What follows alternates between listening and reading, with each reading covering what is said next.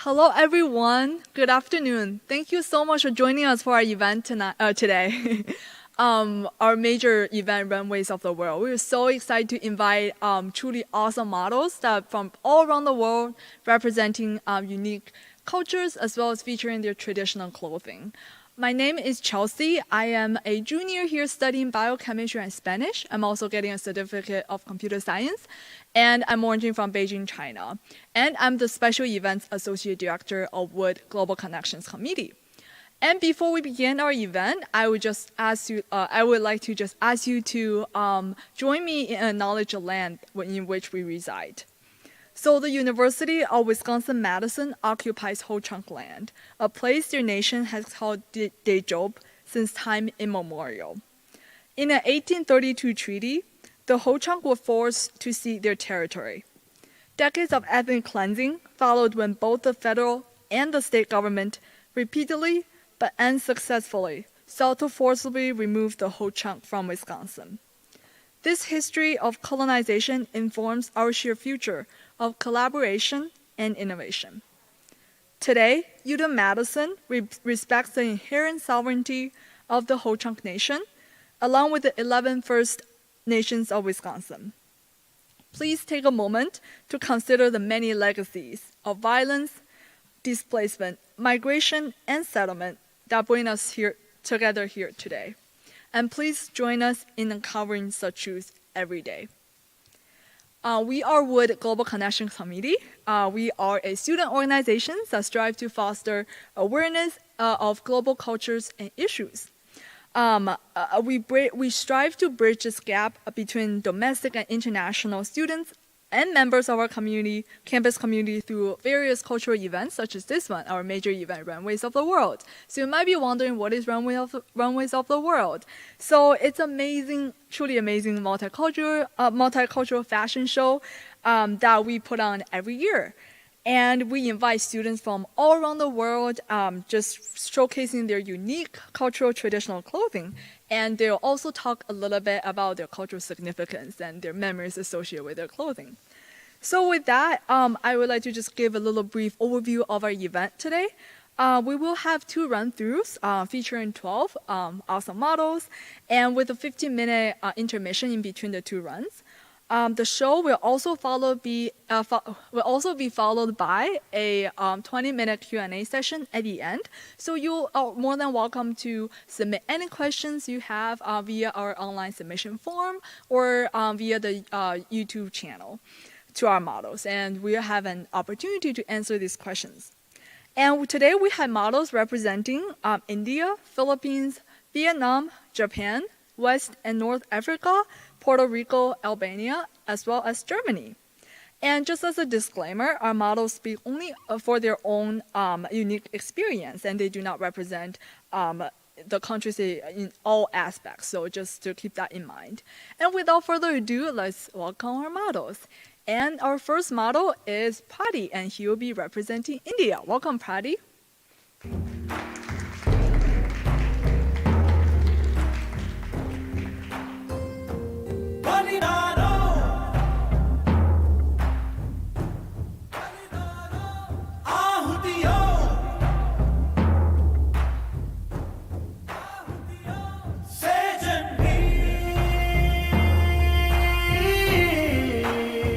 Hello for everyone that's watching.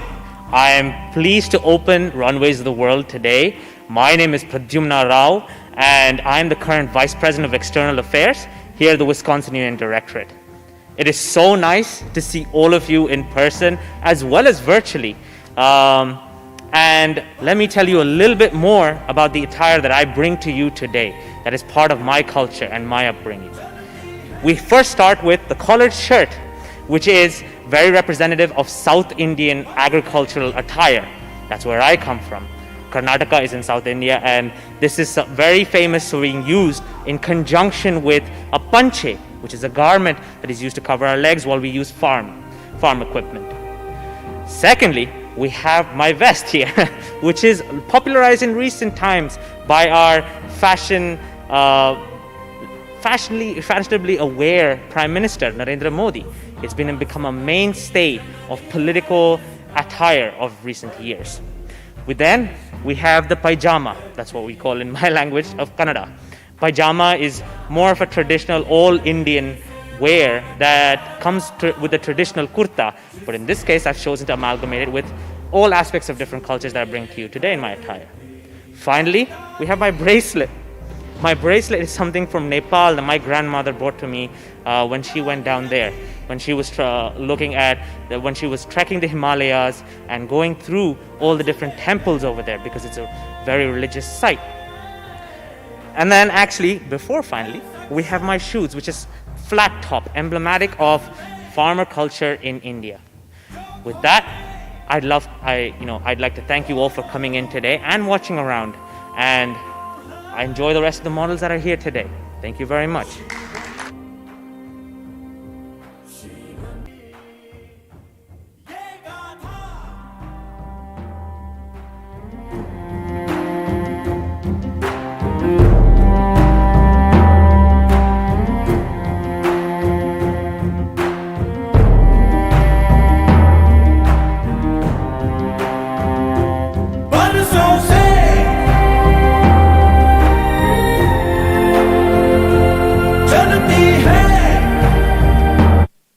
Up next, we have Nikita, and she will also be representing India. Hi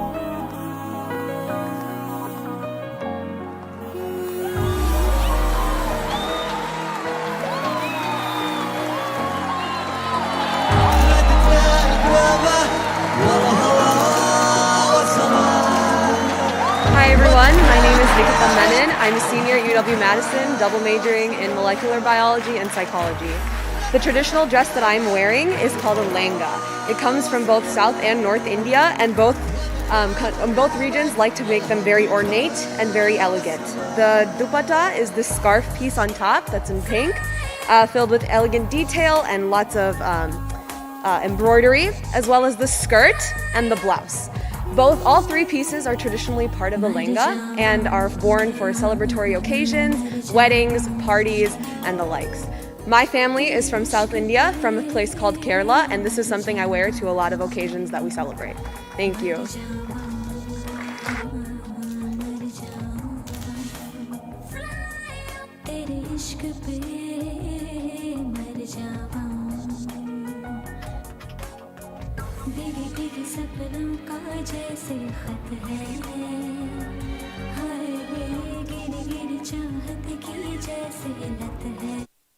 Our next model is Bia from Philippines.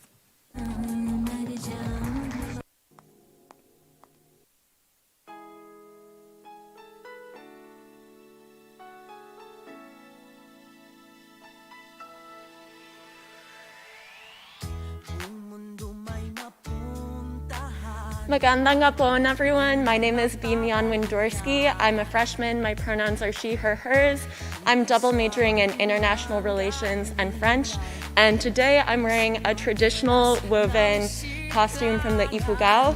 I would like to highlight the headdress. It has chicken feathers on it. The Ifugao have a very complex religion with over 1,000 deities, and they raise chickens for religious sacrifices.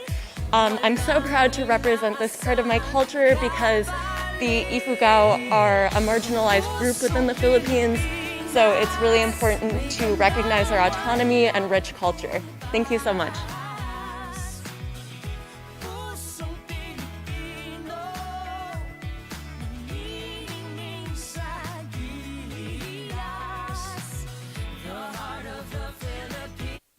Following Bia, we have Selena representing Vietnam.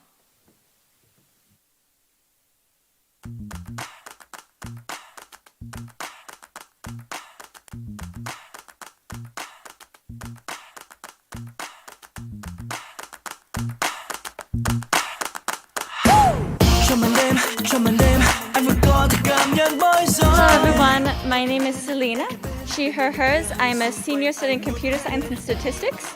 I'm from Minnesota, but I'm representing my mother's country of Vietnam.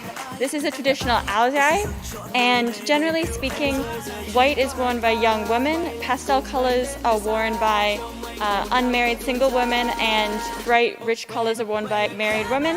However, there's many different designs. This one is hand-painted, but other Amazighs have embroidery or appliques, so there's a really large variety of different colors and styles. Thank you.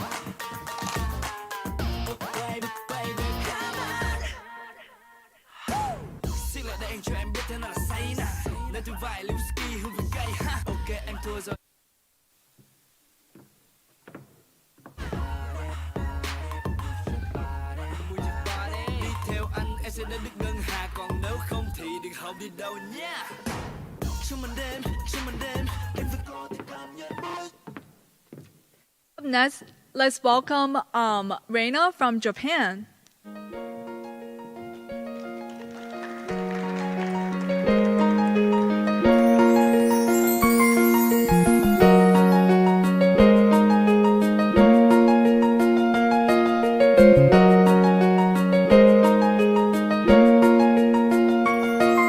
Hi guys, konnichiwa. So my name is Reina and I came from Japan.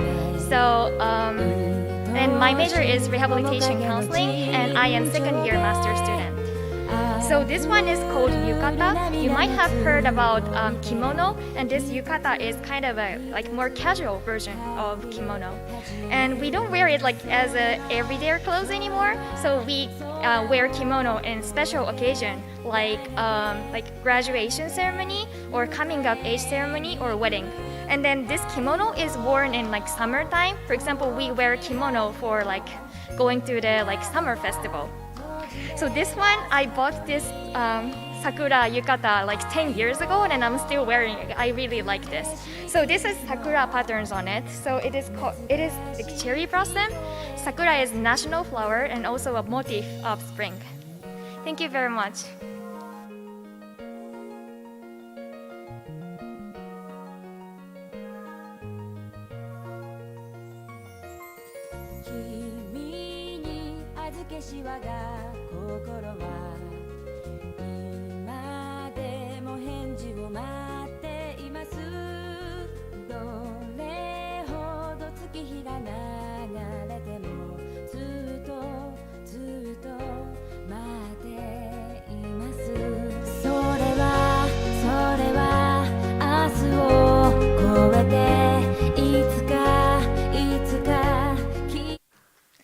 Our next model is Chelsea representing West Africa.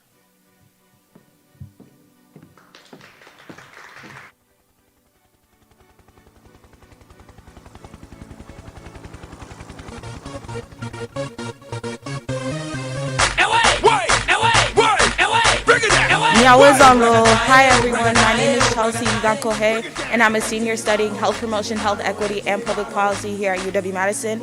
I'm also a special events coordinator for African Student Association, which is an African student org here on campus. I'm originally from Minneapolis, Minnesota, but my family ancestry is from Togo, which is a small country in West Africa, in between Ghana and Benin.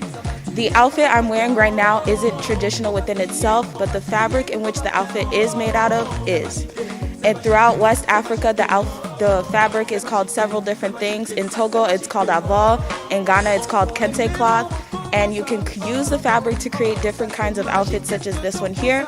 I hope you are excited to see my second one.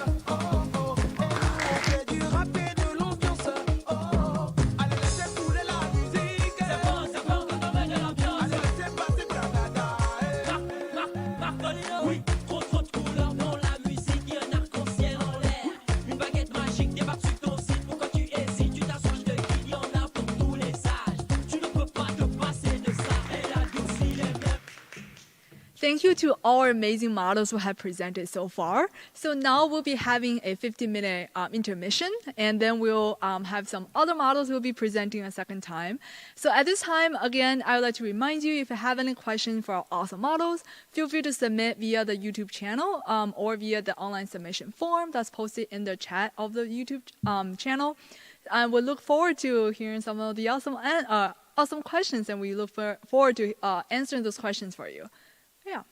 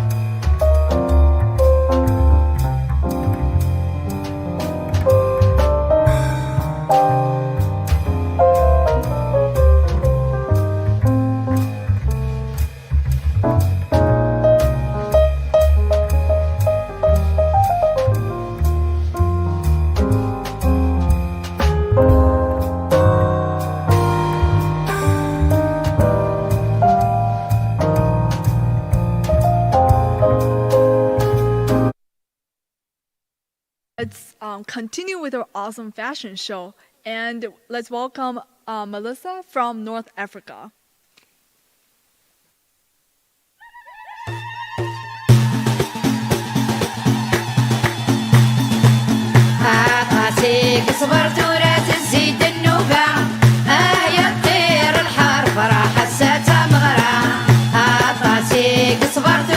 Hi everyone, my name is Melissa Buharati. I'm majoring in biomedical engineering. I'm a sophomore. My pronouns are she, her, hers, and I'm from Addison, Illinois, but today I'm representing my beautiful country of Algeria. Today I'm wearing this green gown paired with a sero. The green gown is called beksu, and this is traditionally worn at weddings, Amazigh functions, which is just the native North African population. And I paired it with silver jewelry with corals that's representing our Mediterranean heritage. Thank you.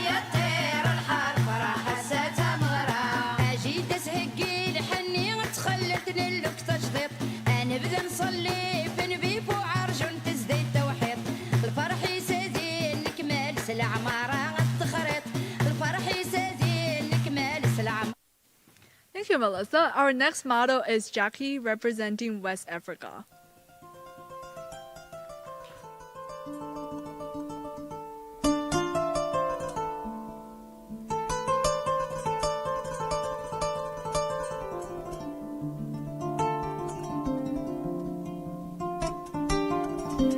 Hello everyone, my name's Jacqueline Na. I'm a junior majoring in political science, and I'm also the event planner for the African Student Association.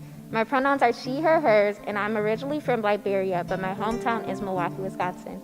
Tonight, I'm wearing the traditional Ankara dress, also known as African wax. It is heavily associated with West Africa, and the piece I'm wearing can be worn at semi-casual events such as baby showers or birthday parties.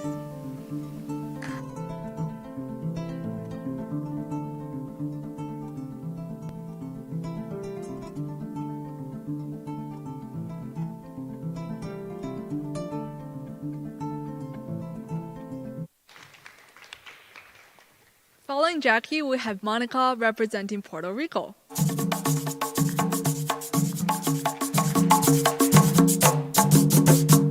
Soy plenero me llaman, porque soy boricua y boto la casa por la ventana. Hello everyone, my name is Monica. I'm from Puerto Rico, and my pronouns are she, her, hers. I study communication arts, Russian, and German.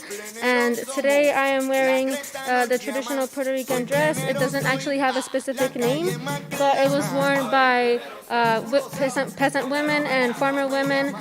You can see it has a lot of Spanish influences because the Spaniards came over to Puerto Rico. And yeah, it's very meaningful to me. I love wearing it because I love representing my culture. Yeah, thank you.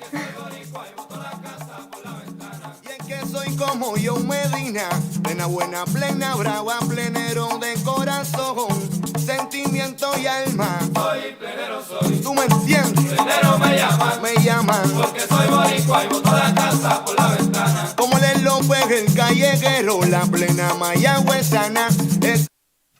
Our next model is Albiona from representing Albania.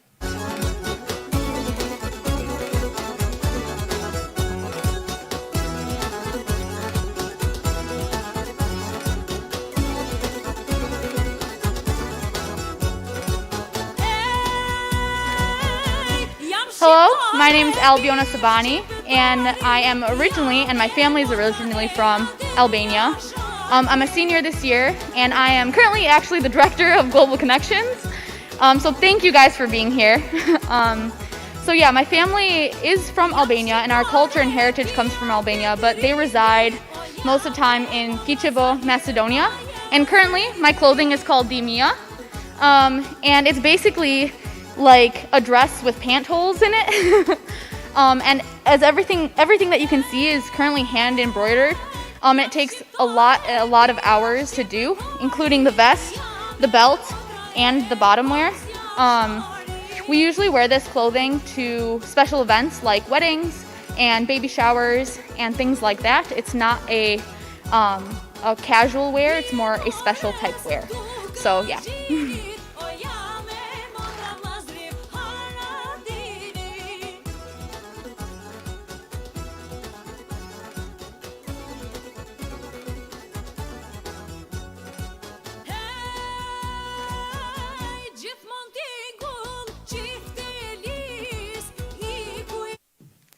Thank you, Albiona. And next, let's welcome Bia and representing Germany.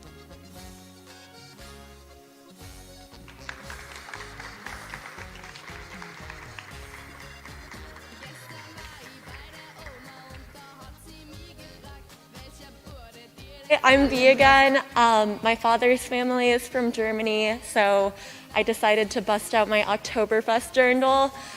This was traditionally worn in Germany for Catholic events celebrating St. George and St. Charles, but now a lot of Americans, especially in the Midwest with German heritage, wear these two Oktoberfest events. Thank you.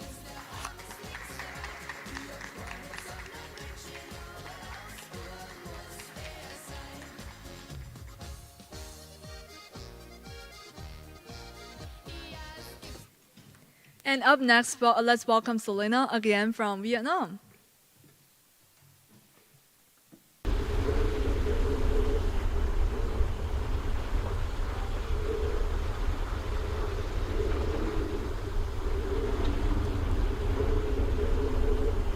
This is Selena again. This is another Amazigh of different material and design. This is a slightly older one. It was my mom's originally, and it is seen by the higher neckline as well as the shorter mid-calf length.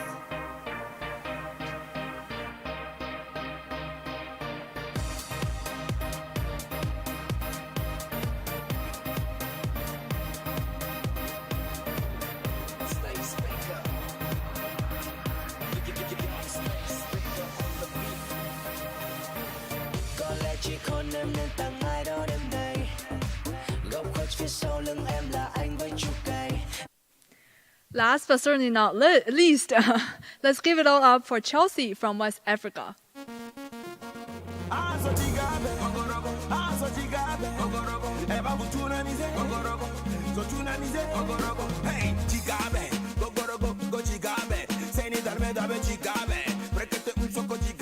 Hi again, everyone. I'm Chelsea again. So the outfit I'm wearing is semi-formal. You can wear it to church, you can wear it to a wedding, you can also wear it to a barbecue. Honestly, West Africans, anytime we have the opportunity to wear our traditional fabrics, we take any chance we get, even if it's something that's like you can wear jeans and a t-shirt. So thank you.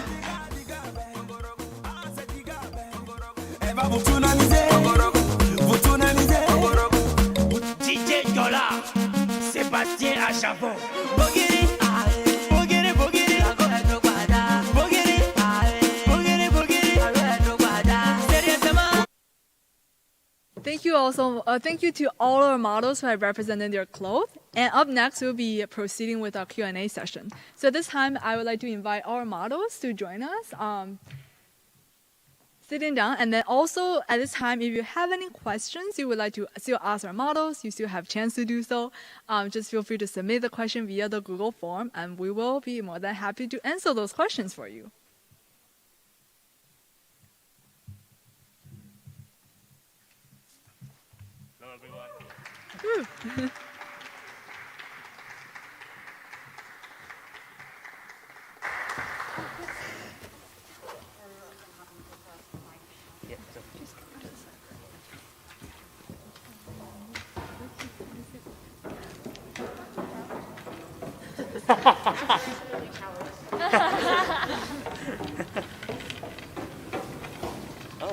Oh, Albania is joining us too.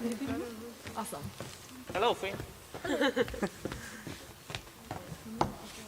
All right, so we've already received some really awesome questions. So thank you to everyone who have already submitted questions. Thank you. So our first question from our audience is, how often do you wear this type of traditional clothing?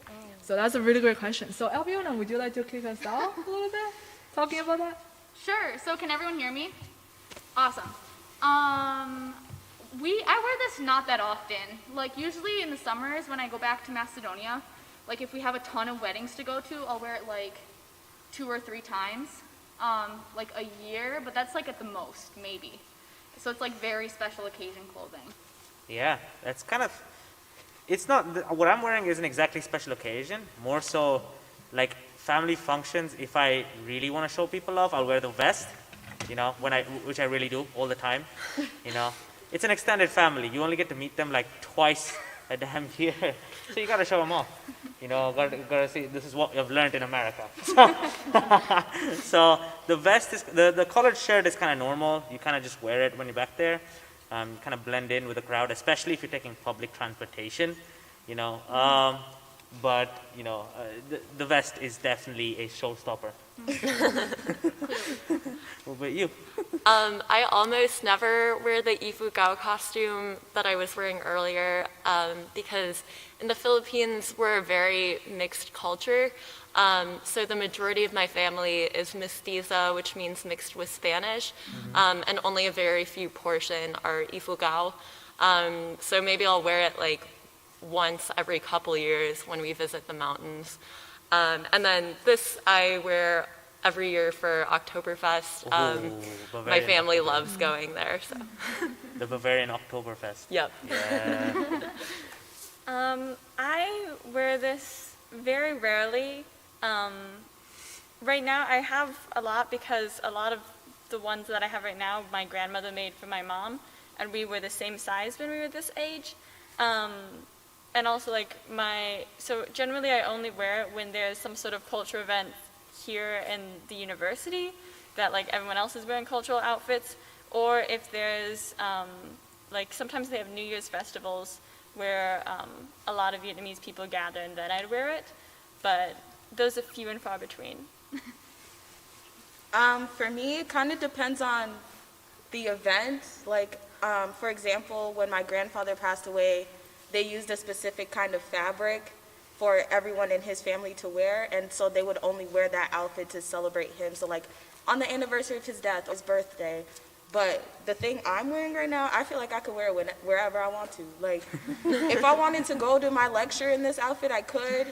Would I be looked at? Yes. But is it cute? Yes. So it really just depends on the occasion surrounding where you want to wear the outfit. Yeah, really awesome. Anybody from that side of wanted to chime in? Well, sort of what Chelsea said, like this outfit I could probably wear like at a barbecue or something because it's semi-casual, but I wear like traditional clothing probably like once or twice a year, just because there's not really like events that require them, so like if I go to a wedding, which is rare, times like that. Okay. Yeah, we don't wear like kimono or yukata often, but then so interesting thing is there are like some places you might find a yukata. So that is like Japanese style hotel. So this is a kind of like casual type of kimono. So it's like kind of like the clothes we like wear for relax back in the day. So if you go to Japanese style hotels, you might find this kind of clothes in those places. So yeah. So for me, I guess we don't really wear this that often. Usually at festivals, there's this really famous festival called Calles de San Sebastián in Puerto Rico, and when people want to do like cultural events and dances, usually they'll wear this. And I would wear if there's like a cultural event or anything like that, but other than that, I guess I don't really wear it that often, but when I do, I really enjoy it. Yeah, similarly to Monica, I can't wear this to lecture, sadly. It's a little too much, but we usually wear these at like weddings, or when on January 12th we have the Amazigh New Year, and we usually have like a festival in Chicago, so we could wear this to that festival. Yeah, awesome. Thank you for all your responses. I feel like I learned so much already. So we kind of already answered the next question a little bit, which is what type of events would you wear your clothing to? And I thought that would be an interesting question to ask. What type of events do you normally not wear your clothing to? Because, would you want to talk a little bit about that? Maybe start us off, Fabiana? Sure. So, I mean, like, we really only wear this to, like, special events, like I said, like in weddings or, like, a baby shower, or, like, coming of age for, like, the guys, which is kind of, like, more of a religious thing. But you only wear it if you're like a close family member of the people that you're like going to. So like if I was like a third cousin or like even a second cousin, I probably would not be wearing this at all. It'd only be if I was like a first cousin to the people that I was wearing, which is interesting because then you can tell like, oh, this is like the family member that's like closest to the person that's getting married right now or something like that. Yeah. Actually, that, juxtaposed with that, this is kind of not, so in Indian, like we have like, not a one-day wedding, let's just say, a non-one-day wedding. So this is kind of okay for like the reception and perhaps the after wedding ceremonies, whatever. But during the wedding, nah, there's like a lot more color involved. I guess also this is somewhere you can't wear this would be in definitely for, I'm trying to think now. Albie, you gave me a lot of time to think, but even then I failed. But for sure, some of this stuff, for sure you can't wear if you're, like most of this, my attire is supposed to be very similar to like the casual wear in like rural India. But for sure the pajama you can't wear in when you're farming. Because you want to have like your at least this part, your bottom half of your legs, at least with the rice fields, your legs go all the way down. So you don't want to be dragging all of this while you're wading through that. So for sure, like the pajama is one specific aspect of my outfit.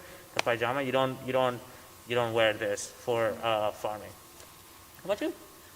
Something I really wanted to highlight with my first costume is the ifugao hand weave and hand dye everything, which is a very artisanal and strenuous process. So what I was wearing actually used to be very like everyday clothes, except for the headdress, which was really only for ceremonies.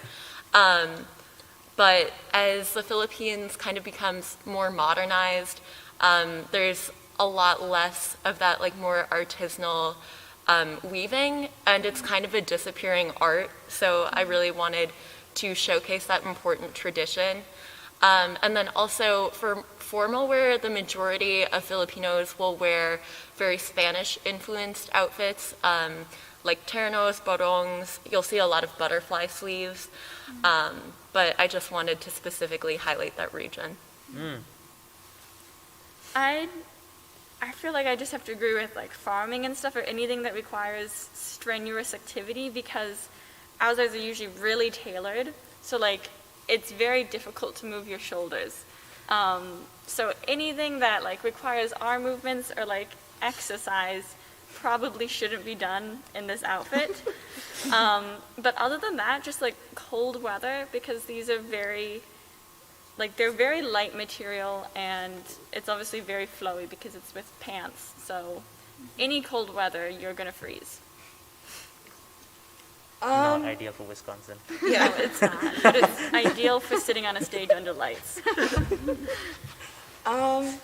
Like I said, it really depends on the fabric and like the idea behind the outfit being made. Like I would not wear my grandfather's fabric just out in public, because it would be seen as like a sign of disrespect. Yeah, but this right here, I could wear it to class. Should I? Probably not.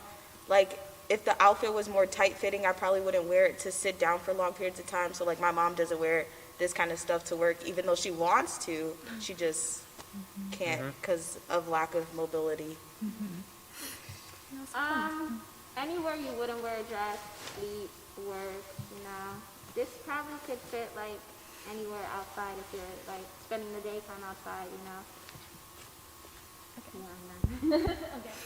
Well, so for yukata, we might wear it to like summer festival thing. So we don't wear it in like winter days, because it's like too, you know, it has like only one layer, so it's supposed to be, you know, for like summer weather. And then also there's like rank of kimono. It's like the casualest one. So if we go to like wedding or like ceremony kind of things with yukata, it is like seen as no good. So yeah, no, like, you know, we are supposed to wear like certain rank of kimono to like certain levels of ceremonies. So those are the rules kind of things. I would say that we wouldn't really wear this for events like holidays, for example, like if we're having like a family gathering and like Christmas or something. It's more for like kind of cultural events where like a lot of people are coming and everybody just wants to kind of collectively remember like about their culture, and just kind of like celebrate everything that makes it up. But other than that, I don't think we would wear it. Like if I had a party in my house, I probably would not wear this unless like I really wanted to make it like Puerto Rican themed. But yeah, I think that's it. Yeah, similarly to what Albiana said, it's actually like if, let's say, you're going to like, I don't know, like a wedding and you're only like a fifth cousin, you're not going to wear this because it's just like, hold on, you're like going too far. Like you're not that close to us. Like you need to like remember your place kind of. But if you're like first cousin, then yeah, you're welcome to wear this. And this is also like not acceptable to wear at funerals because it could be considered very disrespectful because it's like very showy. Like you want to like make sure that you're maintaining like respect and like you're not showing too much off. I actually have to agree with that too. Like that's actually part that I forgot to mention is like you cannot wear this to funerals. That is like very, very disrespectful. So yeah, sorry. In my culture also it's similar. Like you can't, if you come out there looking like a damn flower, They'll be Yeah. like, what is going on? Yeah. Did you get the memo? Like, you're not supposed to do this. This is like in Indian culture, funerals are more solemn events, are actually very, very solemn events. All white Oh, yeah. is a very traditional thing. So yeah, you come in there with all your pizzazz. You're getting kicked out. Out, there's the door. For sure, that's definitely a lot of really good, interesting points. And we have another really interesting question. Actually, two. I'm going to group them together because they're kind of related. One person is wondering, so let me find the question. How is the traditional clothing of today for your country is different from the traditional clothing of the past generations? And also just wondering, how do you feel about maybe, Western clothing, since like, a lot of us say we probably won't be wearing this to our lectures. So how do you feel about actually bringing this traditional clothing to the mainstream Western media, or like a typical day type thing? So I'm gonna ask that side of our models to kick us off. So if Jackie, you want to start with talking a little about how it's different? Yeah, so I would say, well, from what I know and what I've seen, the older past generations, usually they're really extravagant. Usually a dress like this would probably be more covered up. It'd have a hat, a scarf, a matching purse and all of that. Well, this is just like the simple flowy, could be a summer dress. So I would say it's different in that aspect. They accessorize a lot, and they cover up more. What was the second half? I'm sorry. Yeah, it's how does it make you feel that Western clothing is now used more than traditional clothing? So like where we wear jeans instead of in traditional clothing. I love a good pair of jeans, so I don't really mind that much. But I would definitely love to wear traditional clothing more and have it be more regularized. Because even if I do go to like baby shower with like my relatives and stuff, the majority of them will wear jeans. They'll wear like bodycon dresses, just typical American clothing. So I just wish it was more like normalized, even within our culture, because we're very colonized that way. Okay. So, what was the first question? Sorry. So the question's a little long, but yeah, I'm happy to repeat it. So yeah, the first question is, how is the traditional clothing of today that's different? And nowadays. Okay. So, for example, I feel like these days the kimono or like yukata has like more variation. Like for example, patterns or like fabrics, and then like and also like it is like less and less worn. Yeah, compared to like the past generation, because it was like worn as like everyday clothes, like I would say 100 years ago. But then like yeah, like things are like culture like generally westernized, and then like we don't wear that anymore. So I don't know. I mean, well, I appreciate that you guys hold this kind of event, like have like us like to have a chance to kind of represent our culture, and then well. I feel like it's good to like have these kinds of, how do you say, the things that are related to culture, like these kind of like dresses, yeah, in our cultures. I think kind of like she said, this is like the typical dress that like farmer and peasant women would wear like daily. So this is what they would wear on a daily basis.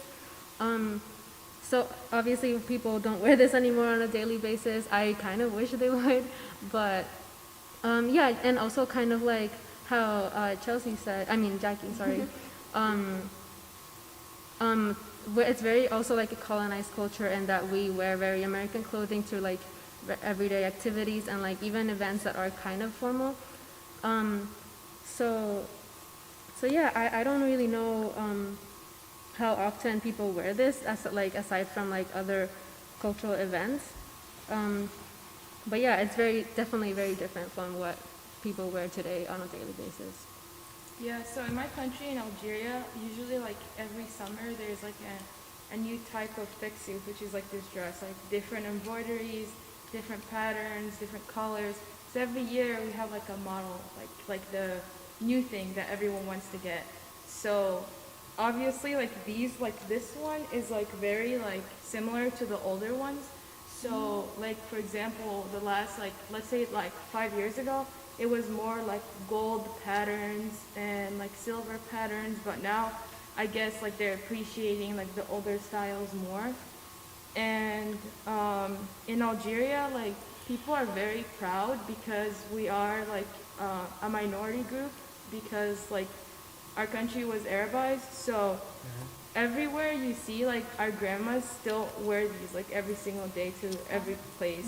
But I guess as more, like, we're still, like, westernized, and at school, like, you wouldn't see anyone wearing this because it would be considered weird, and, like, why are you wearing that?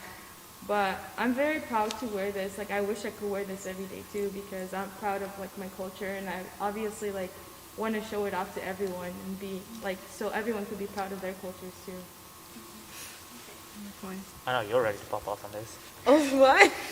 No, I guess the difference between back then and now is that there's less parts to the outfit. Like, my grandmother, she would wear, like, a dress, and then she would have, like, a scarf around her waist, and then she'd have a headpiece, and then, you know, it'd be dramatic. Whereas me, I'm, like, wearing a modern, not, like, the African version of a overall skirt, which is, like, my generation is, like, more towards, like, modernizing West African culture.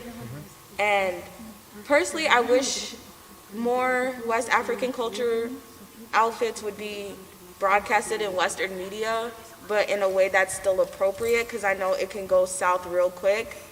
And so I think as long as there's a respect aspect and a knowledge aspect of, hey, we did not come up with this, and that this is originally from this region, I think it wouldn't hurt to see more people rocking their traditional kente cloth and stuff like that.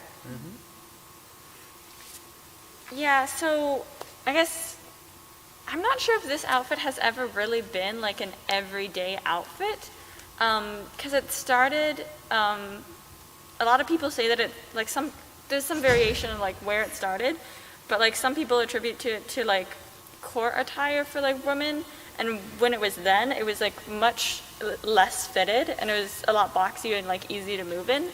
But then with, like, a lot of Western influences, and, like, when people, like, designers would make it more fitted, they'd put, like, drawstrings around, and then it's slowly become into this outfit.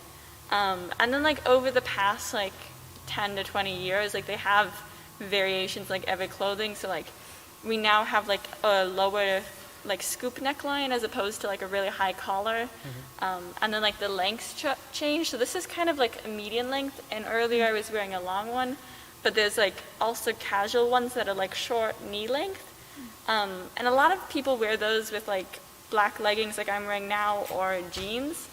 So it kind of, like, has meshed together with Western clothing and atmosphere. So, like, I would enjoy, like, seeing them more because I think they're just really pretty.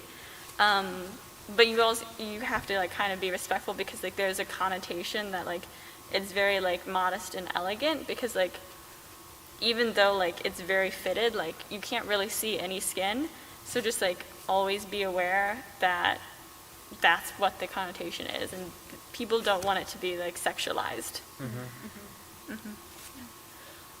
So with the outfit I was wearing earlier, again, it used to be, like, very everyday.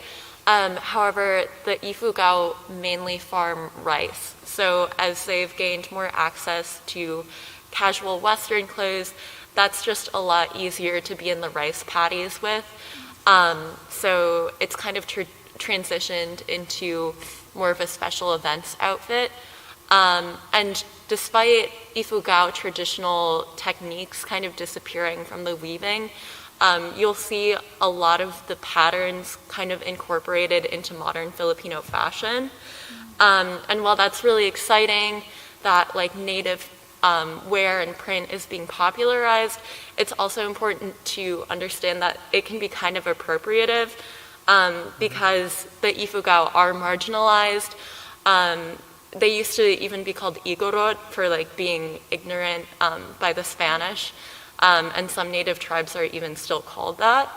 So it's just important to like draw the line between appropriation and appreciation. Yeah. The simplicity of, especially the clothes that I'm wearing, is very similar, like coming from working in rice fields.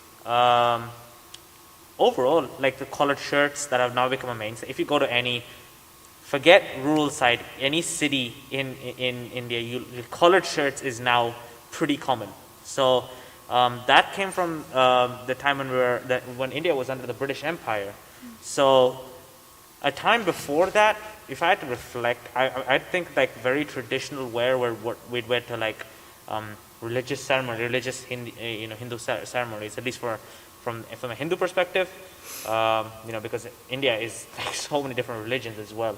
So there's a mix of what traditional Indian isn't always just what's traditional Hindu. But from my own perspective, what traditional Hindu would have been is not like the vest doesn't count, neither does the collared shirt. It'll be kind of more of a, what the hell do you guys, the Greek toga?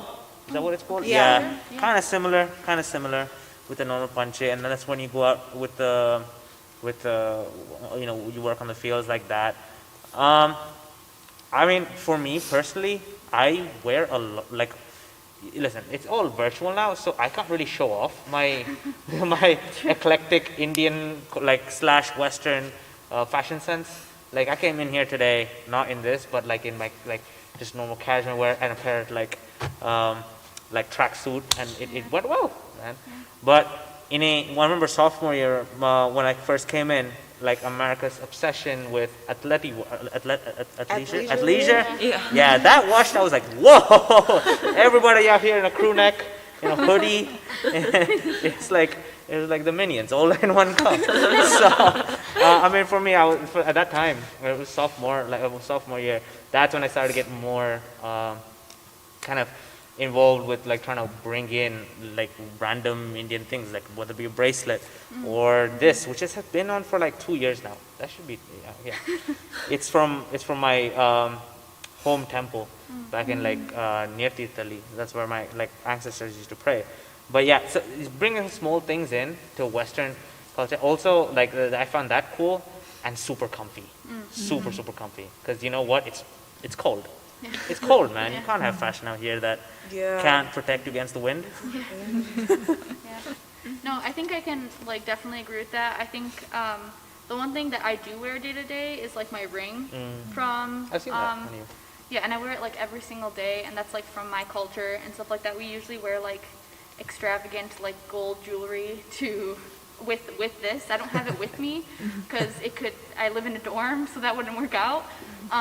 But currently what I'm wearing right now is actually like a modern version of what we used to wear. So like each season we have like different colors, kind of similar. But right now like they have more white and like silver kind of tradition. What it used to be was like the embroidery used to be gold, and the pattern here, because Albania has like a red flag, so it would be more of a red color or sometimes like pink. But even prior to that, our clothing would actually look a little bit more like what you were wearing. It was just, but that's 40, 50 years ago.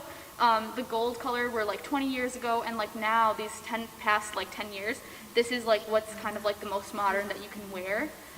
Sometimes like there's variation in the vests. Like these vests, this one's kind of small, but you can have a vest that goes all the way down to the floor. I just think that's more uncomfortable than this and harder to sit in. In terms of like bringing it into Western culture, I think that this would be really hard to do because it is kind of uncomfortable to wear in your everyday, and I kind of would prefer, people not wearing it in their everyday clothing because it is special occasion. But I have seen more and more people wearing like pants and like t-shirts and just like bodycon dresses and like westernized dresses to like special occasions, and I kind of wish it was more normalized to like still wear this kind of stuff because I think it's so cool and it's like part of like who we are, and I am very proud of who I am, and I think it'd be like really nice, but I do want to bring more like little things into my everyday westernized clothing. I think as long as there's a line drawn as well. Like I think you guys all said it like really beautifully. So. Yeah, you're on a common theme, the gold. You know, I always have my necklace that my parents give me. You know, I my used mom. to have one, yeah. Yeah, I always have. My mom gave it to me, and my mom has a saying, "Gold looks good on brown skin." I mean, she's not wrong. Yeah, I mean, gold is like very commonplace in like Indian culture. We're very plain, and then you'll see And gold you're like, bangles, yeah. gold necklaces, and you're like, okay, we see this. That's amazing, absolutely. So we have a couple questions just for specific models, so I'm just gonna direct those to the models. So we have one for Japan, actually. So for Japan, the yutaka makes it that you can only take small, short steps. It is like that for all yutaka, or is it just like specific ones? Also, can you wrap yutaka wider so you can take longer steps, or does it have to be that way? So you can talk a little bit about, that. Okay, so so it is called yukata, and then did you say wider step? Like, Yeah, so the question is asking, can you wrap it wider so it can take okay, longer? yeah, it makes sense. So like, yeah, it's kind of we kind of like wrap like the body around. So yeah, it's kind of hard to take a longer step. That's true. But then you can like adjust a little bit by just like striding a little bit. Yeah, after you wear it. But then, well, obviously, it's kind of hard to run with this yukata, yeah, compared to like jeans or like pants. But then, yeah, well, you can adjust a little bit, like making us like a little bit wider. Yeah, and also like there's like different types of kimono which has a like pants shape. So we wear shorter version of this like type of like wrapping thing, and also we put the pants on with a like wider. How do you say that? Wider version of trouser, I would say. Yeah, so that one is like, kind of easier. I think, yeah, you can like imagine samurai. So, they're like wearing this kind of like, thing, like, on top of, this like, sorry, I don't always English, but yeah.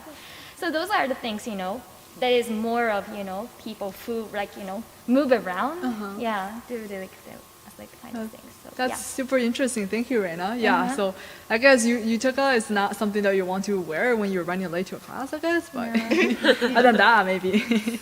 And then we have one specific for Selena. Are there any specific cultural events that you will wear an all-dye to? All-dye?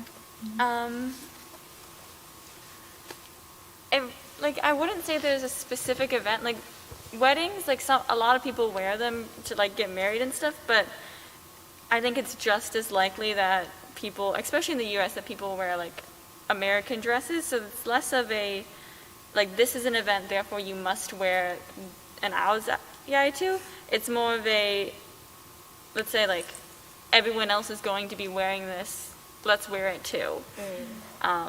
Or someone being like, this is kind of like I want everyone to show up wearing this. So it's less of a like this is the event, you must wear this. Just because. Also, like, not everyone has one. Oh, yeah, true. All right, interesting. And then for Eviona, for Albania, you said that the clothing is handmade, which is, I think it's super interesting. So does the owner has to make their own clothing, or can you buy it from someone? It's an interesting question. If so, I am sure it's very expensive since it takes a long time to make it, right? Yeah, so yes, it is handmade, and no, I will probably never make this type of clothing because I do not know how to do this. That'd be so hard. I do not have the time. But when you go to Macedonia, there are like multiple stores where, there are little old ladies in the back like who have done this for years, and they just make this every single day. A lot of them have some things like pre-made.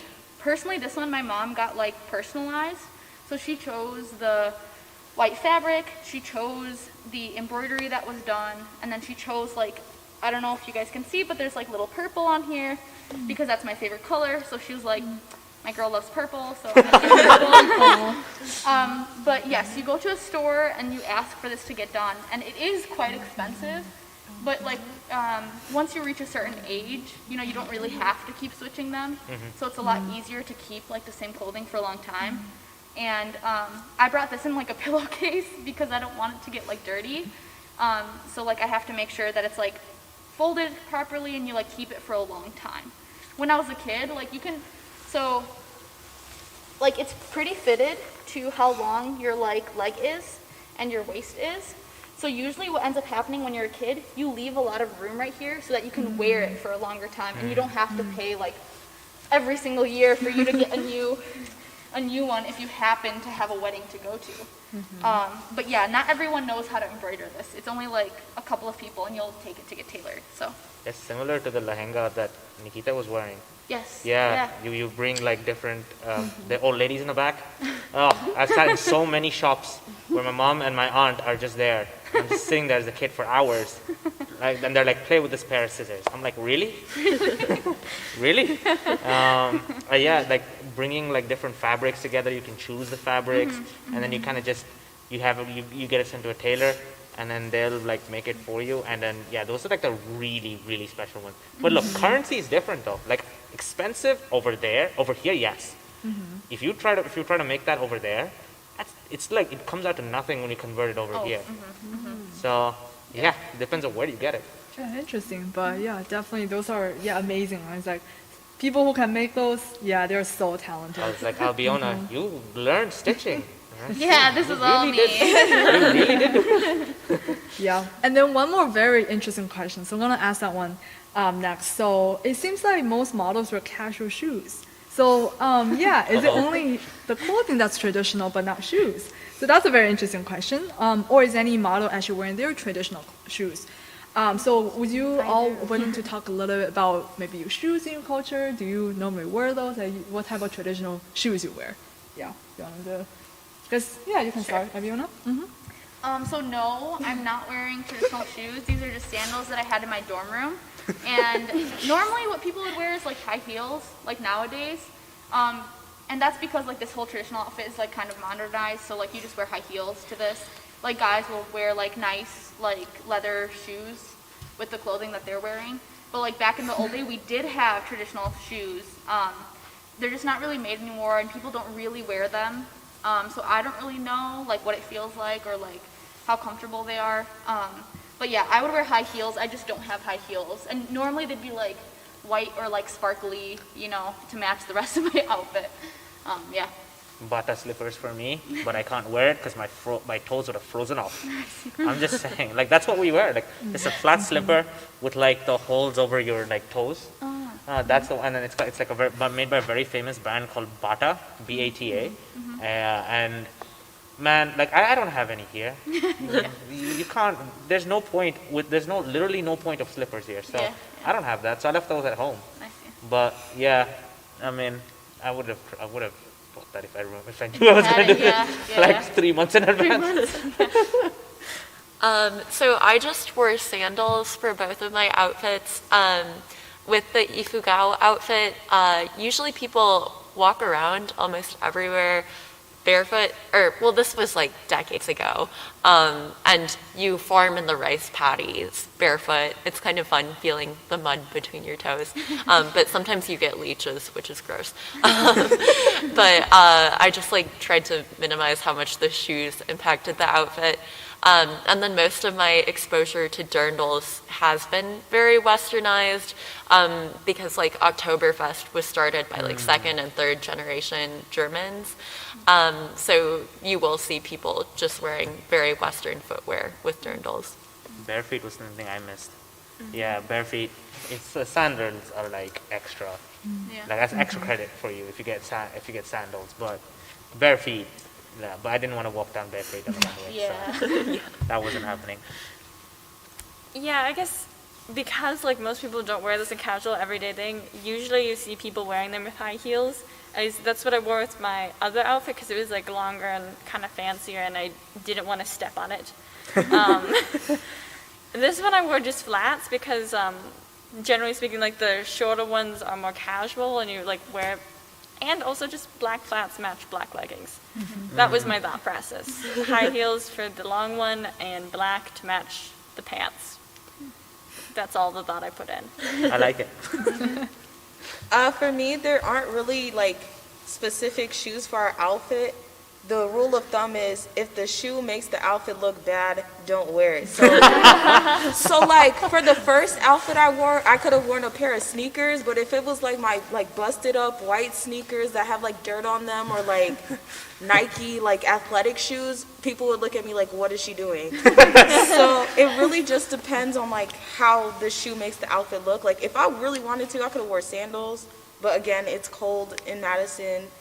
But you know, it really just depends. Like, you don't want to wear flip-flops though. Like, flip-flops is a no-no for any outfit. Unless you've been at a wedding for like 5+ hours and your feet are hurting, then you can wear flip-flops. But like, to start the event off, keep the flip-flops in your car, your purse, whatever you gotta do. Can't have the Cali beach bum flip-flops. No, you Yeah, cannot. you have to suffer for fashion first. Yeah, you have to suffer for fashion first before you decide to throw on your busted Converse from like a party at 200 Langdon. You can't. You really can't wear those with this. Not 200 left. Yes. Poor 200. Oh yeah, there isn't really any traditional shoes. You could wear whatever, sandals, heels, depending on the outfit you have and the shoes you want to wear. Like Chelsea said, you won't wear anything like flip-flops or sneakers, obviously, but we don't have anything specifically shoe-related to our culture. So I actually did wear shoes, like not shoes, but yeah. It is actually called zori, and it also has a sakura patterns on it. So it is made of wood, and it's like it looks like slipper shape. And yeah, so we don't wear like flip-flop or like sneakers or high heels when we wear kimono or like yukata, because it's just don't match at all. So yeah, so we use this kind of, it is called zori. These kind of sandals, or like back in the days there's like another type of sandal which is like kind of woven by like string of grass, which is called zori. So it has like similar kind of shape, but it was like casual version of that. So yeah, we did that kind of, we do have that kind of like traditional shoes. Is that wood based? Is that wood based? Yeah, this one is wood based. Yeah.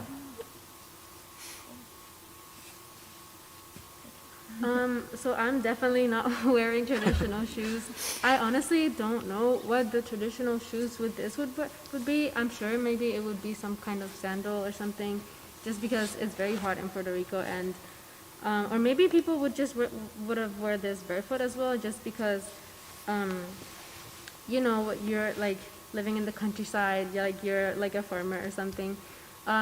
So yeah, I honestly have never seen like shoes that go with this kind of clothing. So I just wear this because I have nothing else. But yeah. Yeah, same. My thought process was this dress is long, you can't see my shoes, but I am wearing Air Force Ones. Well, for art in Algeria, it's mostly like barefoot. But when you're the bride, they actually make like custom heels for you made with like these types of patterns, but I'm too young to like get married, so my mom said no. Need to ask your mom permission. Yeah. Awesome, that is so interesting. I feel like I've learned so much. And we just have one more question left. So if you do still have any remaining burning question you would like to ask our models, feel free to submit it once again. But this question, I think, is just perfect to kind of wrap out our Q&A discussion this afternoon. Is asking that, so let me scroll down to the questions. So how does wearing your traditional clothing help you feel more connected to your culture? So why do you wear it kind of? Why is this really special to you? So would you, Albiona, want to start with talking a little bit about that? Sure. So I think it's important to me just because like I get to showcase some of my culture. You know, like I don't go to Macedonia that often. Like I am stuck in school and I can't really leave. I have to do internships, you know, prepare for the future, I guess. And I think, you know, sometimes I forget about this like side of myself, and like wearing my clothes or like speaking my language or like hearing my music really helps me remember like, oh yes, there's also a different part of me that like I don't always get to showcase. And I'm actually really happy that this got to happen like in person, because I get to see all of you wonderful people and like be reminded like, wow, like so many of us have like so many different cultures, and like, you know, mine, like I feel just as proud of mine as I'm sure everyone else does, you know, and it's fun to showcase it. Like I'm excited, yeah. You don't want to see me walk down my bedroom. Like, that's not happening. That's not a good look either. Virtually, no. You just don't want to see my bedroom in general. No. I have never showed my parents my bedroom because it's so messy. I'm like, you're not seeing it. Oh, man. Wait, what was the question again? So how does wearing your clothes make you feel more connected to your culture? Well, in general, I mean, I haven't been back to India in almost 2 years now because of COVID, but usually I go every year. I mean, I'm not fresh off the boat exactly because I grew up in Middle East, so my mom always drilled and my mom's a huge figure in my life, so she always drilled, you're Indian no matter where you go, you're that's just like the facts. Sentiment, yeah. And so when recently, like, Indian fashion has been really cool, man. So it looks rad, so I'm just gonna wear it. So that's kind of how, like, I kind of have a mentality towards it. Obviously, I don't wear. I have kind of got accustomed to the American, like, pajamas and, like, the normal. So back at home, because we're all virtual, I just wear pajamas and like just the normal, like, athleisure or like comfy stuff. So luckily my mom doesn't get to see that. But that's kind of, this is a nice time that we're out here and I can actually strut this stuff. Strut what my mama gave me.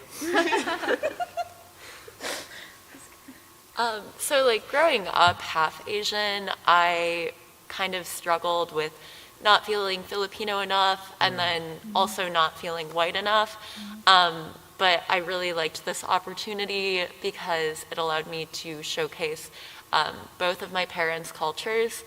And I could have worn like a more Spanish-influenced Filipino outfit earlier, but I wanted to specifically showcase the ifugao because even in my grandparents' generation, like, there's a lot of shame associated with being part native. Like, my grandma's very proud of being, I'm almost completely Portuguese, but there's so much richness that Filipino mainstream culture misses out on when they kind of minimize what a lot of native tribes have gone through and how diverse and interesting their religions and customs are. And then I also just like reconnecting with my grandpa, who's Polish-German. He's very stoic, so sometimes we just sit in silence and listen to polka together. But it's an interesting way to reconnect with older generations too. Staring contests. Yeah. Yeah, I'm also half Asian, so there's just a connection, just having some sort of like tangible material thing to say like, yes, I am part Vietnamese is, I don't know, just affirming to me. And also like this outfit was made by my grandma for my mom. So it's very like when my grandma first came to the US, left Vietnam for the US, like she got a lot of work and our family got a lot of work because she was a really good tailor and she was able to sew a lot. So just having something that she made, as well as knowing that like I'm the same size as my mom when she was this age, is just kind of like fun to enjoy and just like be a part of the culture. And like actually, if someone looks at me, they'll be like, oh, they're Vietnamese instead of something else. I guess for me, being like a first generation American, it's like the clothing is the only way I can connect without paying a lot of money. Like, I haven't been to Togo since 2015, and so like I feel like I'm missing out on that part of my life. And so like having the opportunity to wear this, I'm like, yes, y'all get to see what I look like, y'all get to see where I come from, like you get to see how I am around my people and not just like in the campus environment, because I feel like I'm blended in on the campus. So like being able to wear something like this is like, okay, like this is how I stand out, like this is who I am, like I'm not who you thought I was. And so like this is how I get to showcase West Africa and Togo in the best light without having to go on a plane or like throw an extravagant event together. Like I simply can just wear this and be like, this is Togo. Like. Yeah, I haven't been to Africa since I literally was born there, and that was like 2004, so I was 4. And I only speak English. My mom, like, she speaks English and our language. My sister speaks English, our language, French. My mom knows how to cook all the food, so like the only time I eat our traditional foods is when I'm home. I don't know how to make myself, so when I'm here on campus, I eat like Chipotle, Subway, so like there's not really anything connecting me to my culture other than music and clothing. So when I get chances to wear pieces like this, I really enjoy it. That's good. So I'm not sure how I can answer to this question because I'm born in Japan, I'm raised in Japan, and I grew up in Japan, and I just came to the U.S. like less than 2 years ago. But then, well, as an international student, so yeah, my identity is like totally Japanese. But then, well, as an international student, came to the U.S., I feel like, it's like great to have, these kind of chances to like express my, culture. And then, well, when back in Japan, when I wear kimono, I feel like this is like, the special occasion, and also this is the timing we need to kind of treasure the bond of the family, or treasure that cultural connection or the history. So that is awesome to like have this kind of stuff to connect to the culture. So yeah. Yeah, like Reina, I was also born and raised in my hometown in Puerto Rico. I just came here for university, so yeah, ever since I came here, I don't really get that many opportunities to wear this.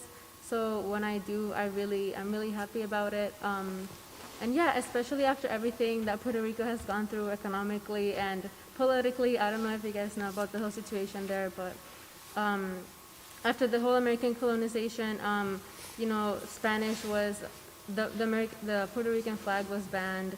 The Spanish language was banned as well for a period of time. And so that's why Puerto Ricans are very proud. If you know about that, Puerto Ricans always have a flag in their apartment, in their home. It's like a very Puerto Rican thing to do. So yeah, we're just very proud, and we like love to celebrate our culture whenever we get the chance to. So yeah. Yeah, similarly to Monica, I was also born and raised and grew up in Algeria, and I didn't move here till 6 years ago for high school. And very also similarly to Monica, we are a minority group, and our language has been banned, and it was only allowed to be spoken at secretly at homes, and our flag is still in the court cases right now. We're still arguing to showcase our flag, which is just what makes me even more proud to show who I am and to really be proud of myself, especially since because of COVID I can't really go back to visit my family. So clothing, music, and my my close family here is all I have that connects me back to my roots. Yeah, for sure. I definitely echo all those feelings. Like I mentioned, I'm from China, and like Melissa, I haven't been able to go back home because of COVID.